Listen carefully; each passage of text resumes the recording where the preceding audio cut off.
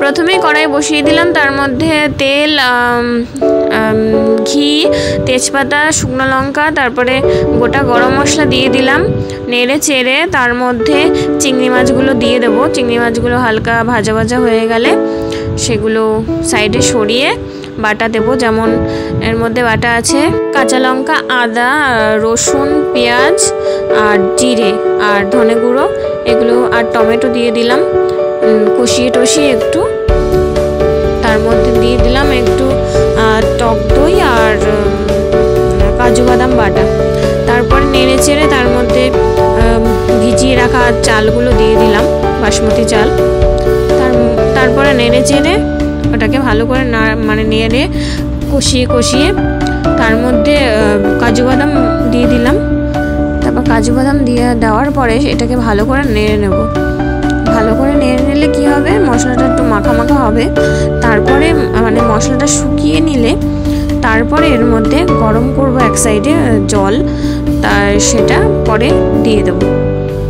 তো দেখো ভালো করে নেড়ে নিলাম। লবণ টবণ ভালো পরিমাণ মতো দিয়ে দিতে হবে। তারপরে একটু হালকা চিনি ছড়িয়ে দিতে হবে।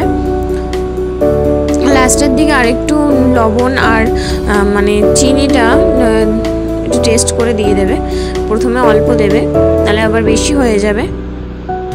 তো এই দেখো জল দিয়ে দিলাম, গরম করা জলটা, এটা গরম করে তবে জলটা দেবে, না হলে না ঠান্ডা জল দিলে ফুটতে দেরি করবে। তো দেখো হালকা দুই তিন কর মতো জল দিয়ে দেবে, মেপে নেবে। তারপরে ঢাকনা দিয়ে ঢেকে দেবে, লো ফ্লেম করে দেবে। 15-20 মিনিট ধরে এরকম এটা হয়ে গেলে ঢাকনাটা সরিয়ে দেখে নেবে যে সব ঠিকঠাক আছে নাকি। তারপরে একটু জোরে দিয়ে দেবে হালকা। তারপরে দেখো খুলে আমার কিছুটাই একটুখানি বাকি আছে, একটু ঘি দিয়ে আবার ঢাকা দিয়ে দিলাম।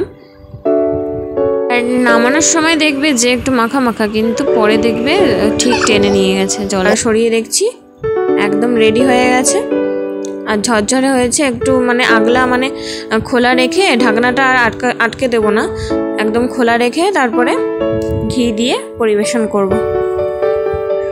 এই দেখো, দেখেছো কতটা ঝরঝরে হয়েছে।